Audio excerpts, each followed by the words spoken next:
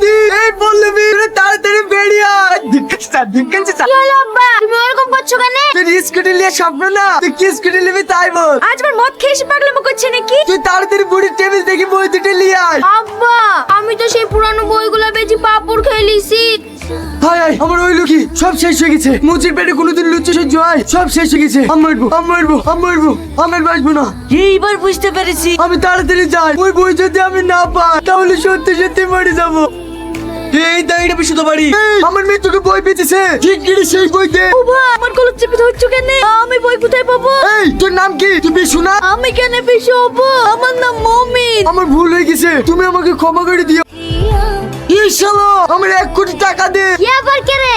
না জানো না, গ্যাপ করেছে, কলা ধরেছে। ছাড়ো কলা। পালা ছাড়বো না, ভালোই ভালোই বলছে আমার 1 কোটি টাকা ফেল। কিসের 1 কোটি টাকা? আমার 1000 টাকা ইনকাম করতে 1 মাস লাগে।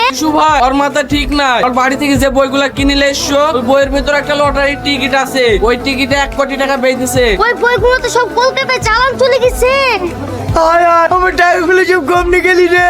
এই তুই কাঁদিস নি, টিকিটও কলকাতায় গেছে, টাকা কলকাতা থেকে তুলতে হবে। চ কলকাতায়। তুই পুরানো বইয়ের ফ্যাক্টরি চিনিস? না আমি তো চিনিনি। ও বিশু ভাই, তোমাকে সহ্য যাইতে হবে। না আমি যাবো না, আমি তেমন দিন হেঁটে হেঁটে মাল কিনেছি, আমি আর হাঁটতে পারছি না। তোমাকে হাঁটতে হবে না ভাই, আমি তোমাকে কোলে করে কলকাতায় নিয়ে যাবো। এই রোহন ধর তো।